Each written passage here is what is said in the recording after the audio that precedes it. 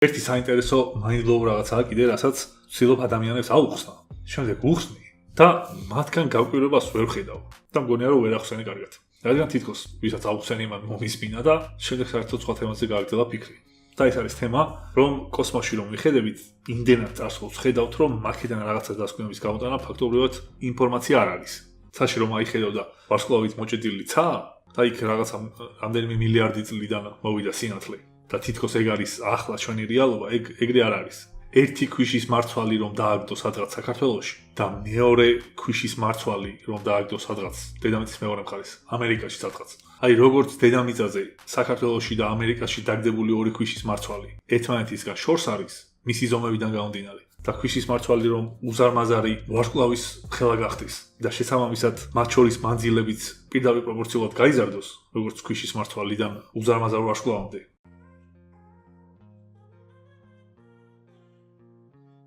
დაახლოებით მახელამანძილით არის ვარსკვლავი ერთმანეთისგან დაშორებული.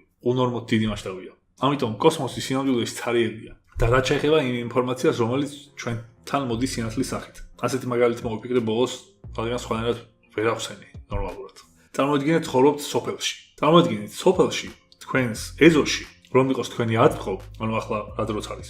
თქვენი ეზოდან თქვენს უახლოეს მეზობელს რომ გახედავთ ეზოში, იქ მის აწყვოს კი არ ხედავდეთ, იქ ხედავდეთ ისეთ ძველ პერიოდს, როცა ადამიანი ჯერ ამ სახით არ იყო საერთოდ შექმნილი და დინოზავრები ბინადრობენ. ანუ თქვენს უახლოეს მეზობლის ეზოში, რომელთანაც ერთი ნაბიჯი გაქვთ თუ ყოველსთან დადგებით, რომ იყოს დინოზავრების ხანა. უცებ რომ შეგეძლოს იმ მეზობლის რეალურ დროში აღქმაც. ხო, საერთოდ სხვა სურათი დაგხვდება დინოზავრების შემდეგ რამდენიმე შეცვლებოდა, ხო?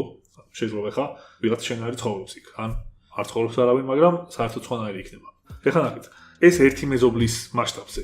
უკვე მეორე მეზობლის სახლის ადგილზე რომ ხედავდეთ პერიოდს, სადაც დედამიწაზე სიცოცხლე ახლა იბადება საერთოდ. კიდე მესამე მეზობლის მასშტაბზე რომ ხედავდეთ, რომ დედამიწა საერთოდ არ არის აქ ჩამოყალიბებული. მეოთხე მეზობლის სახლის ადგილიდან რომ მოდიოდეს ინფორმაცია, როცა გახედავთ, ჯერ მზეც არ არის ჩამოყალიბებული. და მეხუთე მეზობლის ადგილზე უკვე რამდენიმე მილიარდი წლის წინანდელი ინფორმაცია რომ მოგდის. ანუ ეს ყველაფერი ასე იმიტომ ხდება, რომ სინათლის სისწრაფე კი არის ამ სამყაროში რაც არსებობს ყველაზე სწრაფი, მაგრამ მაინც ლიმიტირებულია და ნელია ამ სამყაროს მასშტაბებთან შედარებით. აი ასე ახლოს, როგორც გვერდით ამეზობელი და იმის კიდე მეზობელი იქნებოდა. იქიდან მოსული ინფორმაციაც კი იმდენად უძველესია, რომ ფაქტობრივად არაფერში არ გვადგება. ეს სრული სიგიჟე და mind-blow-ა, რაც ადამიანებს ესე გააზრებული არ გვაქვს. რომ გავიაზროთ ბევრი ალბათ არაფერი შეიცვლება და მაინც იმ ინფორმაციაზე დაყნობა მოგვიწევს, რადგან მეტი არც გვაქვს, მაგრამ ისიც მოსაწყენია, რომ ეგეც კი ძალიან ცოტა არის.